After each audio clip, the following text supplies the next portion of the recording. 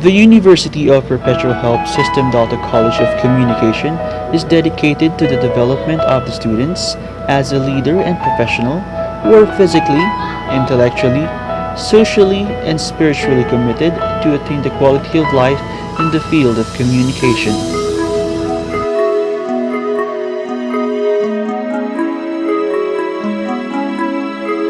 The University of Perpetual Help System Delta College of Communication envisions to develop students who will become catalysts for human progress and development in the pursuit of truth, justice, and peace.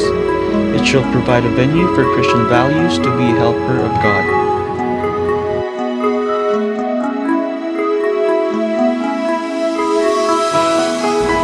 At the end of the program, communication graduates must have developed the skills, knowledge, techniques, competence, and right attitude in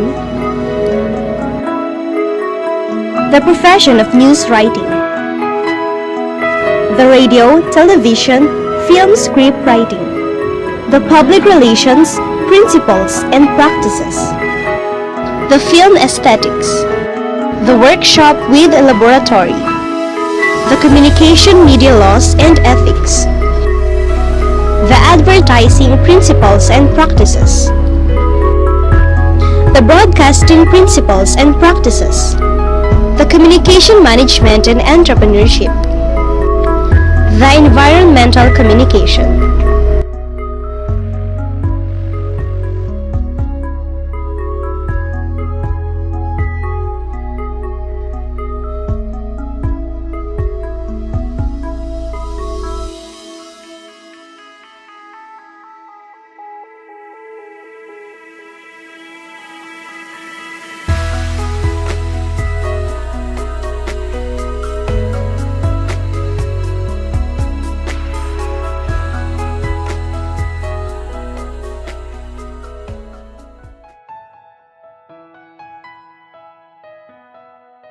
Yung AP Communication students dito sa Perpetual Help, ay nako, grabe, ang gagaling.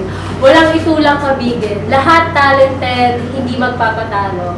And lahat competitive. You know, we have this certain characteristic, we have peculiar feature which make us different and outstanding from others. And I think we're very competitive. Kaya kapag sumasali kami sa mga contest, we make sure that we always give a good fight, a fight with a heart. Kaya nga lahat kami dito, we believe na we're beautiful and we have this beauty, a beauty with a substance, purpose, and the heart. Yung difference ng AP Communication sa other is yung mga prof talaga ini-involve kami sa different kind of situation na pwede namin magamit sa outside pag nagkaroon na kami ng career and everything. And siguro, filmmaking every year. Every year din kami natututo ng mga kung ano-ano. Siguro doon pala nahahasa na kami para sa path na pupuntahan namin. Especially that na-involve din kami sa different activities like speech choir, sa archives. So yun. Siguro yun yung lamang ng AP Communication ng Perpetual sa iba. Edge ng Perpetual sa AP Communication, for me, yung sa professors, super fan sila, hindi sila terror kasi tinuturo nila yung lahat ng alam nila para makatulong sa amin as a student. And yung syempre, maraming activities dito, nakakaiba talaga na nakaka-amaze na talagang pwede namin magamit for our future careers. At saka, yun, masaya dito ang mask ko, ang AP ko. Kasi lahat dito teamwork, hindi walang individual work, lahat basta nagtutulungan. Kaya lahat ng trials na mga problema na kinakarap namin, na lalampasan namin. Isa yung Perpetual Kalambasa nag-offer ng communication program in the South. And ano yung difference niya in other universities? Siguro it is venue for showcasing what is a communication practitioners all about. Parang all the professors, sinusubukan nila magkaroon ng field work. Yung mga students, mga communication students, for example, the broadcasting, nagkaroon kami ng nag-immersion sa radyo natin Laguna to para ma-prepare kami in na pwede namin pasuking career path in the future. Parang doon doon yung isa sa mga ino-offer ng communication program here in Perpetual. Meron din kaming mga professionals na professors na talaga nga namang hindi lang yung mga learnings about books or about the communication practitioners all about, but the field itself. And sinusubukan ng Perpetual naman na panindigan yung guiding principle na we don't just speak, we communicate in terms of public relations.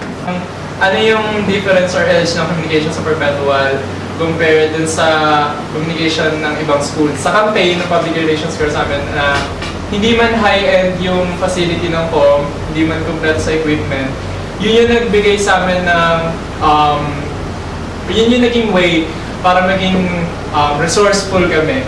And dahil na natutunan namin yung art of improvising. So, yun. Tsaka more than that, natutunan namin yung hindi lang basta magtatrabaho, kailangan nagtatrabaho ka ng may saya kasama ng mga kaibigan mo, kaya marami kaming kulitan. Pero syempre, nandun din yung pagkaseryoso sa pagginagawa mo kasi kung mahal mo talaga, diba, seryoso ka.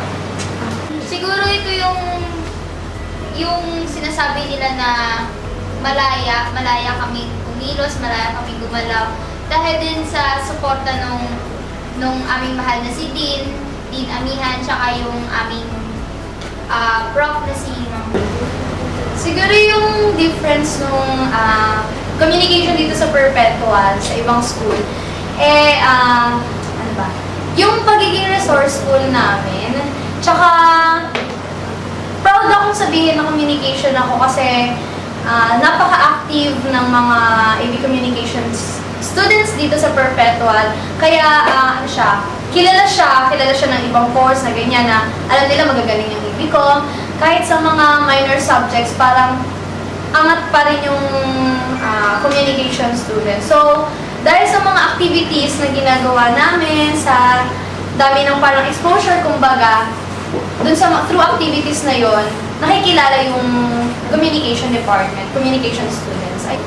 Siguro yung edge ng communication students sa Perpetual sa ibang school is yung marami silang nagagawang activities, yung very active sila sa school pa lang, and maging sa labas, kasi di ba nagkaroon kami ng competition sa labas. Yun, para sa akin, nag-excel yung communication students. And hindi lang pati sila basta students, kasi yung ibang APCOM students, performers, part ng attitude, mga organizations, different organizations. So yun, siguro yung pang students, magagaling talaga sila para sa akin.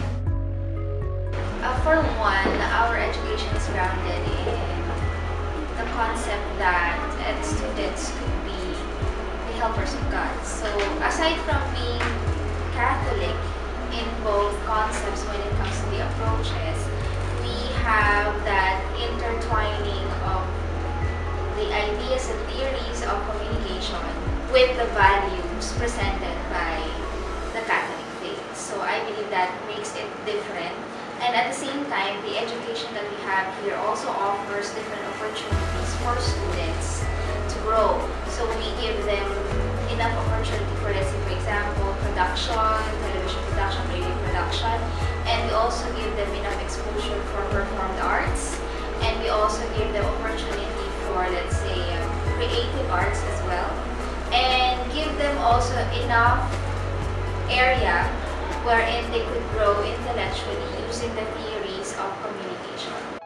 You have to have the passion to really be on the go and really know that you love communication.